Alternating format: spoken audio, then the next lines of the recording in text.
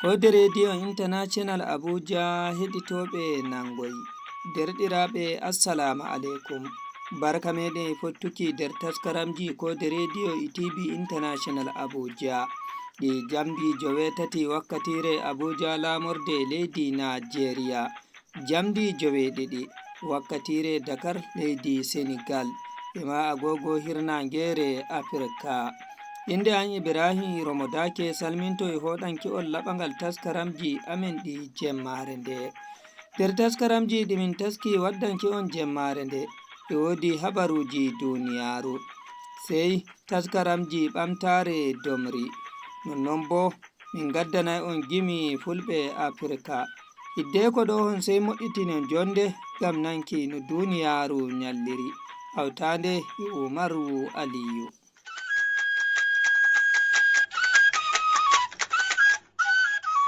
Aran ndako e kubaruji ɗin. Nder kubaruji lesdi Nigeria on nanan ardiɗo lesdi Nigeria Bola Ahmed Tinubu naali futtinɓe bom ha diwal Borno. Nder kubaruji lesɗe Afrika bo on nanan sojen lesdi Chadi keɓi jalorgal mangal dow honoɓe Boko Haram. Nder kubaruji duniya luttuɗi bo on nanan lesdi Rasha taɓɓi piroje konu lesdi Ukraine ɗuɗɗe.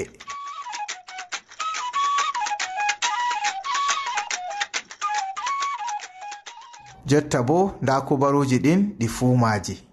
Ardiɗo lesdi Nigeria Bola Ahmed Tinubu holli mettanɓeram hautade be naaluki futtinɓe bom ha wuro Goza nder diwal Borno lesdi Nigeria.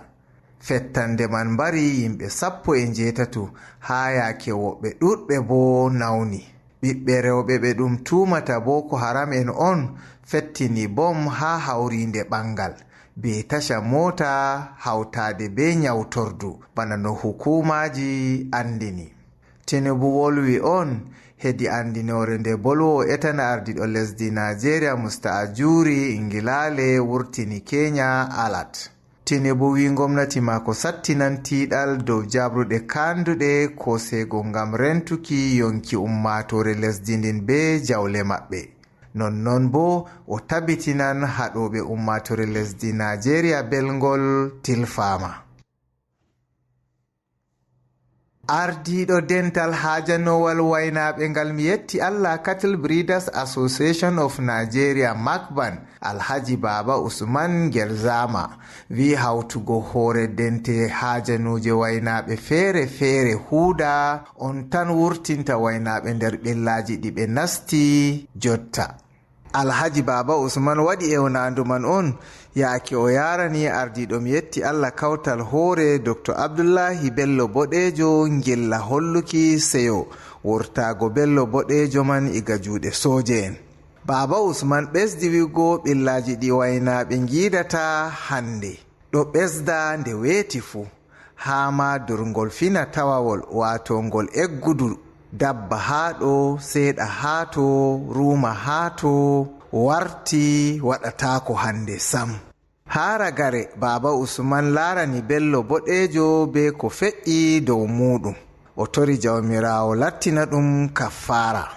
Kanko ma yaake o wolwanno Dr. Abdullahi Bello Boɗejo yetti Baba Usman be waddango mo ngilla, nden o tabitini Baba Usman majum iga jotta ɓe kawtan hoore ɓe kuuda ngam tabitingo ɓillaji ɗi wanni waynaɓe hande wawtama. Hukuma soje asama lesdi Nigeria wato Nigerian Air Force andini dow pirowal maɓɓe ngal wala lanyowo wato drone fukki ha wuro Rumji nder hukuma pamara cukun ha diwal Kaduna.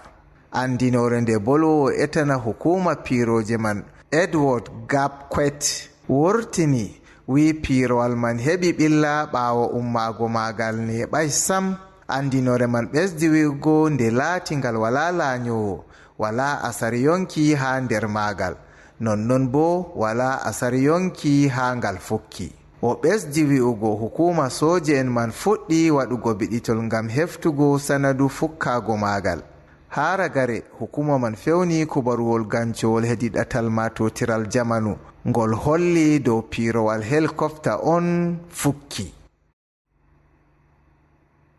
soje en lesdi Chadi keɓi nasaraku ha habre hakkunde maɓɓe be konoɓe Boko Haram en ha ɗakki wendu Chadi.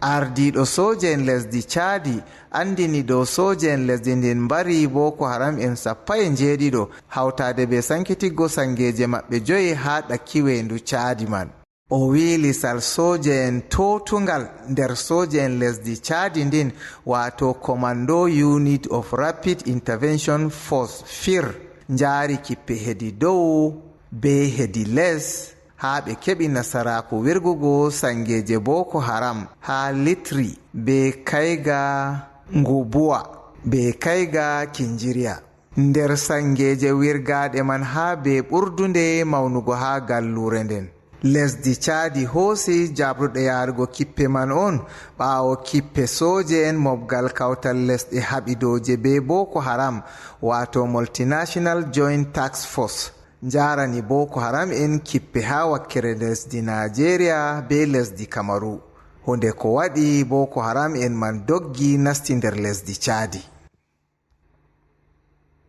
jokkirol futti hakkunde ummatore lesdi Niger ɓawo kompaniwa lesdi Faransa gassowa jamdi uranium andiranga Orano ha lesdi ndin andini dow kanga on soodi pirowal ngal ardiɗo lesdi Niger hutinirta jotta ha hitande 2014. kompaniwa man andini non on ɓawo gomnati lesdi Niger jabti dunga yerende lesdi ndin hokki kompaniwa man ngam wasugo jamdi uranium ha nokkure ɓurdunde maunugo ha woyla lesdi ndin. seyni ha ɓawo wakkati kompaniwa man ɗo noddire Areva bo gondal ɗo welino. kompaniwa man fewni kubarwol ngol wi kanga on sodani ardinoɗo lesdi ndin wato Muhammad Yusufu pirowal man ha yakere nden. se jotta nde lesdi ndin jafti nokkure ha kompaniwa man wasata uranium. kanjum waɗi ma ɓawo andinore man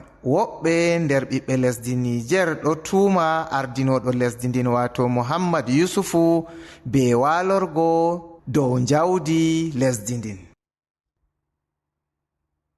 lesdi Rasha andini dow heɓi nasaraku fiɗugo piroje drone ɗe lesdi Ukraine fiɗi ha dow gure kerol hakkunde lesɗe ɗen ɗiɗi. hukuma rento lesdi Rasha man andini dow taɓɓi piroje drone 18 ɗe Ukraine fiɗi ha dow berniwol Bryansk.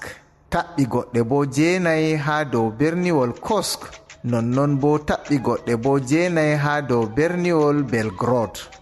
ardiɗo lesdi Ukraine Mr Zelensky wi Ukraine ɗo yara kippe man on ngam watitago dow kippe ɗe Rasha yaranta lesdi mako. kerol kubaruji ɗin gonde be taskaraji amin luttuɗi.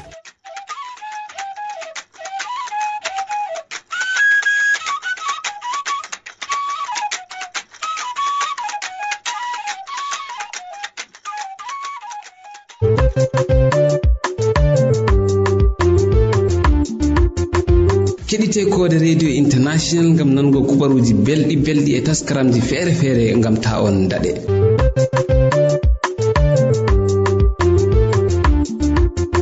Umar Aliyu a yettama e habaruji duniyaru. joni bo sai mo'itinon jonde gam nanki hirde nde Abdurrahman giɗaɗo Umar Jarumi wadi e horejo tabital fulaku mo diwal Taraba arɗo jarenga. heɗite jam. Assalamu alaikum bandiraɓe. jonta miɗo wondi e Alhaji Bello Mbela ardiɗo kawtal tabital Pulaku International mo jiha Taraba. min gewtay bo ha dow ko larani ngedam fulɓe waynaɓe ha jiha Taraba. Allah seni min jaɓɓakima. To mi jaɓi. To Allah seni ko mbawata vollugo ha dow jonde fulɓe. nane ma on tiggi kawtal mon nden ɓe ardinima a ardake ngam wallugo fulɓe wurtingo fulɓe waynaɓe torreteɓe ɓe anda ko zaman wontiri e ko accoto en ko fulɓe gontiri ha ɗo jiha Taraba. To a'udhu billahi minash shaitani rajim. Bismillahir rahmanir rahim. lallai fulɓe ɗon gontiri be damuwaji ha Taraba. mangol damuwaji ko fulɓe gontiri ha Taraba ni hande nane ɓe kabdino be haala kinapin to amma alhamdulillahi Allah waddi sauki to jotta bo ɓe ɗon gontiri be damuwaji nange hukuma wato nange hukuma minon shugaba en min kaɗata hukuma nanga mo laifi ba to goɗɗo mari laifi o waɗi ko doka yerdaki min giɗi hukuma nanga mo ngam hanko ɗo ta o meta o waɗa ko doka saɓani doka woɓɓe bo ta gaɗa to amma sai ɓe nanga goɗɗo mo wala laifi ko sulere a dillay luumo aɗon jogi ngarima a nasti mota a yahay luumo ko a dillay julirde ko hunde feere to ɓe ngima a pulloni sai ɓe nanguma ɓe shajoma kala sulere ɓe tawi ha jiba ma pat hanje kad ɗe maɓɓe ɗe garti ɗe maɓɓe ɓe jaɓa ɗe ɓe jofuma to hunde nde hande nde daami fulɓe joɗake mitin wato bana luumo maraba kunini onda law local government be luumo iware onda arɗo kola local government be luumo garba ceede onda bali local government luuɓe tati ɗo wato ɗum nawani fulɓe masin ɓe taɓɓo fulɓe dow lawol ɓe jaɓa ceede mum ba gayra ba dalila ɓe mbiyatama leyfi ɗume to ɓe tawima ko ɓe laaɓi ko ɓe guruwol kay ko ɓe lippare irin kumnere lippare ɗo ko ɓe tawima be sukkare ɗo pat hande ɗum nawani fulɓe jotta haka ɗo hanjum woni mangol masalaji fulɓe ha Taraba. To Allah seni a wi'ama fulɓe meɗen ɗuɗɓe ba darake men naati yare naati ɓe luti pulaku hamɓe man gatta wujjewuje hoce a ya dalila majum watta fulɓe ɓen nange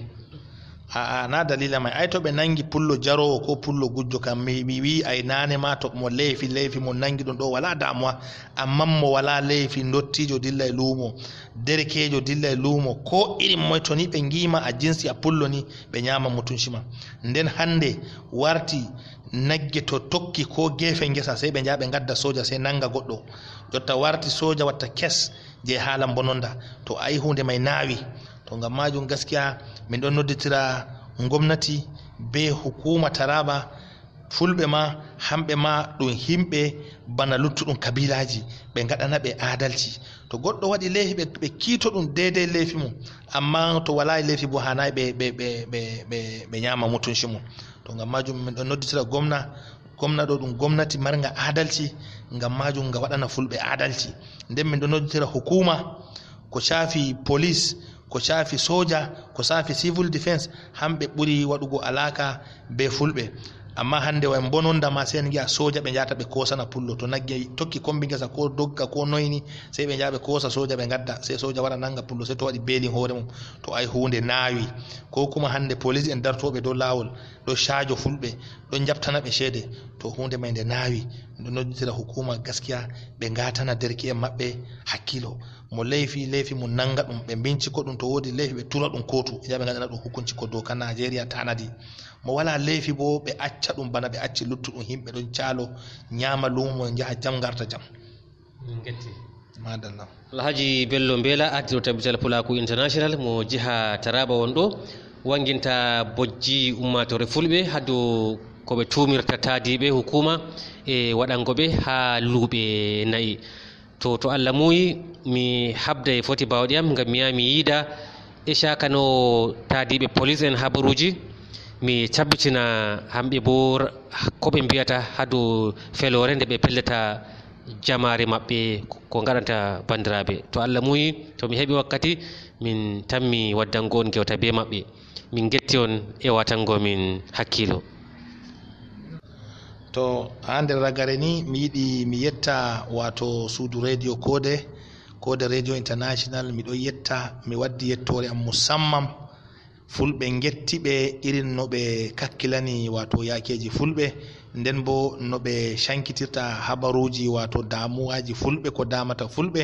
be ko fulɓe giɗi andina duniyaru nana ko ɓe gontiri to ngam majum min ɗon getta ɓe Allah barkiɗin Allah bo yajjina suudu radio ɗo Allah ɓeddu daraja ma'aikaci en may especially bana hanko reporter amin mo Taraba Abdourahmane giɗaɗo Oumar Diaroume ko nde jemma nangue min ɗon kuuda be maako oɗo tabbitina bo kullum o nani bojji fulɓe duroɓe o tura onon bo on ɗon kabda ha dow on ɗon cankita habaruji mai to min getti on yettore ɗunde mi yetti on ha madadi wato shugabanci fulɓe Taraba be luttuɗum kungiyaji mai gabago. Min getti on sosai. Minon ka wala ko min poti min mbiya ay on arti on timmini Kode Radio International kam sey yettore tan, sey yettore. Allah accu on, Allah wallu on, Allah hawtu hoore meɗen, Allah wallu ɗemgal fulfulde be Pulako.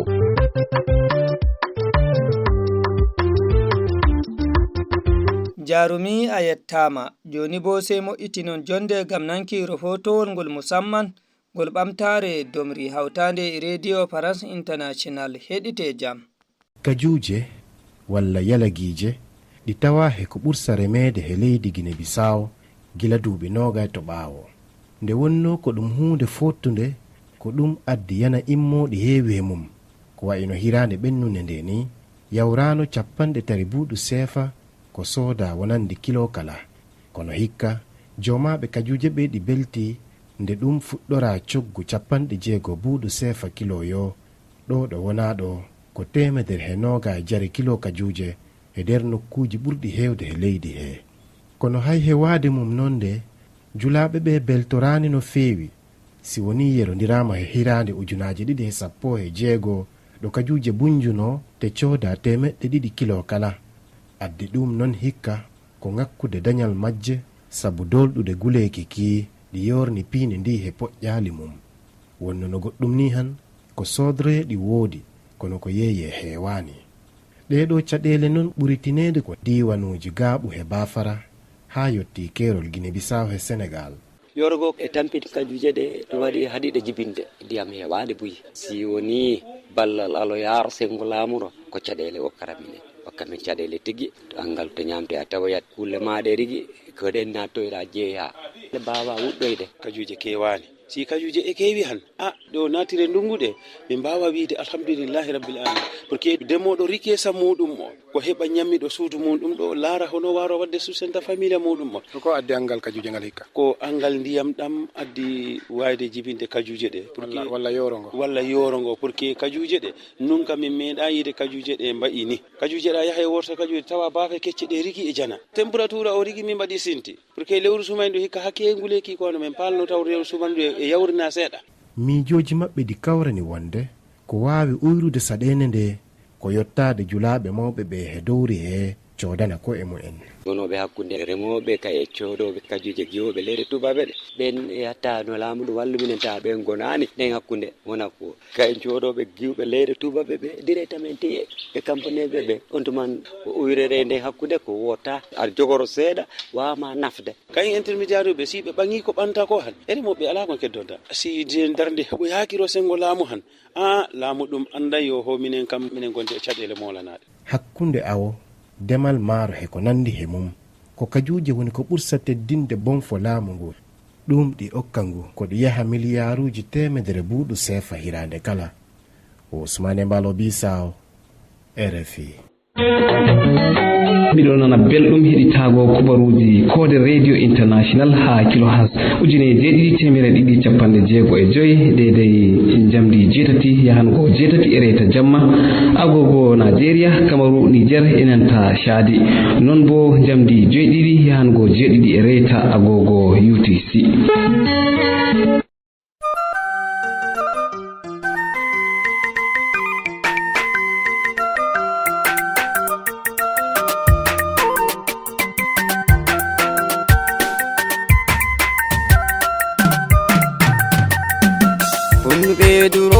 Ladde burute jangeyo Kulbe durobe ladde burute jangeyo Kulbe durobe ladde burute jangeyo Allah yo jalla jalalu inde ma fuddirmin leda salati ma to lati do kan hammi ande ma fulbe durobe dir ladde no dammi kettine fulbe durobe fame ko galammi fulbe durobe ladde burute jangeyo fulbe durobe ladde burute jangeyo inde an woni boba kula kuje manaymi andite leydi bene do woni to jodimi fulbe dotti be mawbe yeso mon giccimi daga joyre fa hakkillo ɗo to mon ettanmi miɗo nodda fulɓe duroɓe ɓurte jangeyo fulɓe duroɓe ladde ɓurtoy jangeyo fulɓe duroɓe ladde ɓurte jangena en jijaje durande komi ɗum haddayna nder ladde duretenno ladde nyamana kuma tabi sey ladde fulɓe on famina gan sabbu majjum fulɓe ɓurte jangeyo fulɓe duroɓe ladde ɓurtoy jangeyo fulɓe joɗiɓe ladde ɓurte jangena dillugol natta e ladde fulɓe baylena nokkuje meɗen kiɗɗe fulɓe joɗena joɗoɗen fakollen en gana oɓɓena janginen ɓiɓɓe men joɗoɗen woɗayo fulɓe duroɓe ladde ɓurtoy jangeyo Allah hokki en jawdini woodi barkena Allah hokki en faamu ko yewte enna toni pullo ana janga ko waɗata ɗonna amma bo ɓikkon fulɓe jande mum yeɓana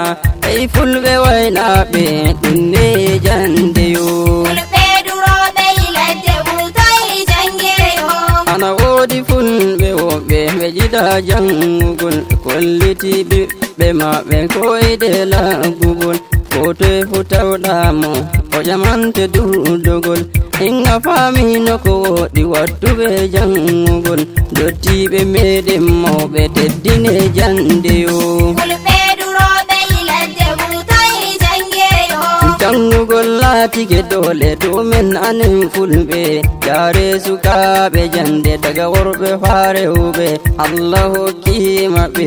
sukaɓe maɗuɗi jaraɓe ton jangirde tefanaɓe ton cuuɗi ɓe janga haala duniya e dina Allah yo fulɓe duroɓe ladde ɓurtoy jangeyo anen sukaɓe fulɓe acce kulen Allah in alatike gorko haala maɗa ɓe kala in alatike janɗo daranema hano bola in taddima huuɓi dara yettutan Allah idimo hujjata gan sabu riskayo fulɓe duroɓe ladde ɓurtoy jangeyo kala neɗɗo reni gonga dollata fu ko nyama to alati jon cusal ko goto wawtama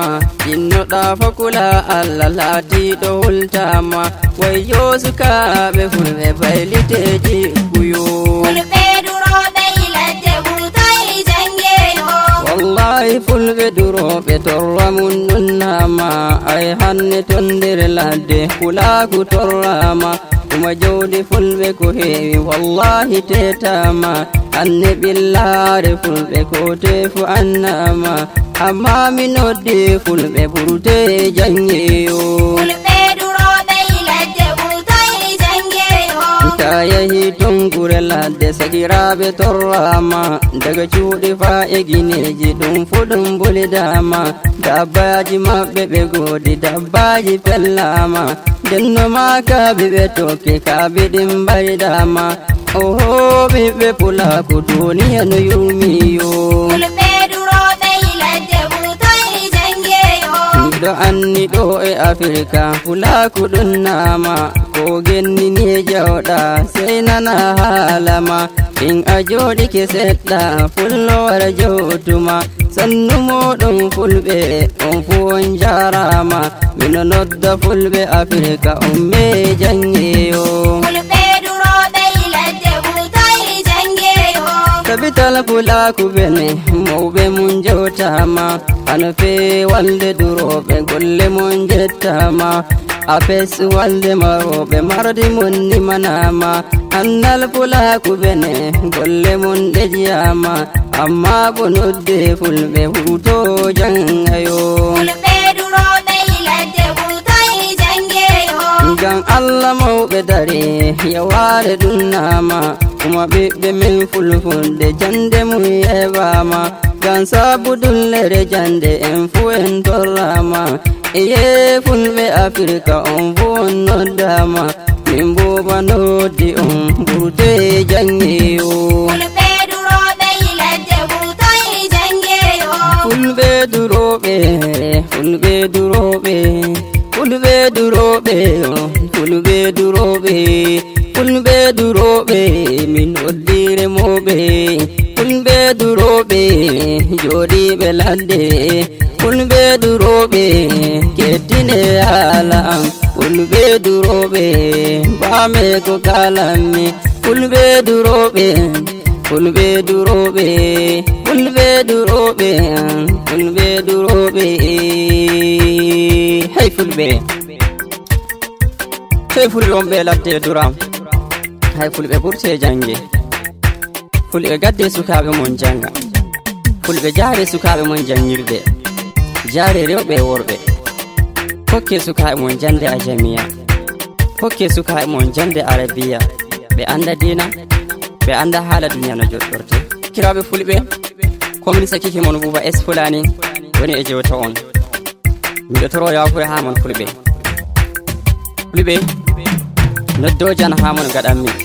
fulɓe ɓurte jangi tata jeeɓe ɓiɓɓe moɗon dow haala jangugo ngam dartugo ɓeyda bayani dow Buuba a wawan noddugo Buuba 6 0 e 2 9 3 6 on jarama fulɓe ayye fulɓe ayye fulɓe ayye fulɓe fulɓe adnaru on fo on jarama fulɓe adnaru on fo on jettama fulɓe duroɓe fulɓe duroɓe fulɓe duroɓe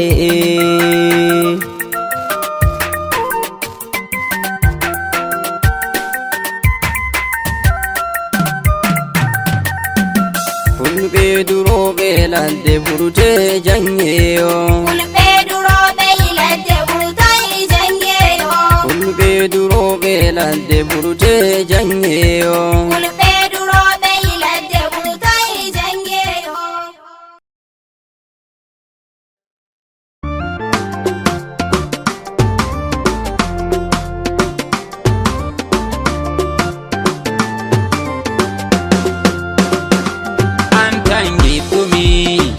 gama antan burdumi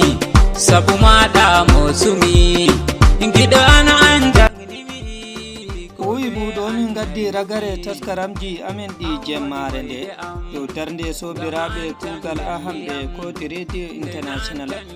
abuja mo itinɗo taskaramji ɗiɗin hanko woni ahmed arab aboubacar azare min ibrahim romodake koduɗo laɓagal taskaramji ɗi himɓe liɗi mbiyay mi on baalen jam barki allah ta ɗala gite am ɗe e ndelluma haala maɗa tan heƴi momta gonɗi gañuɗi itta mettuɗi koɗɗimi hum shafiji gannuɗi ɓernde am nde jalnami mi suɓima rewɓe fuu ngam amoɓi ko gimmi fuu yidde jaggi ɓandu fuu haycengal eno nawri fuu jaggata kam ɓandu fuu diga nyandere bottuɗen natuɗa kam ɓernde nden laamiɗande nde rimni nden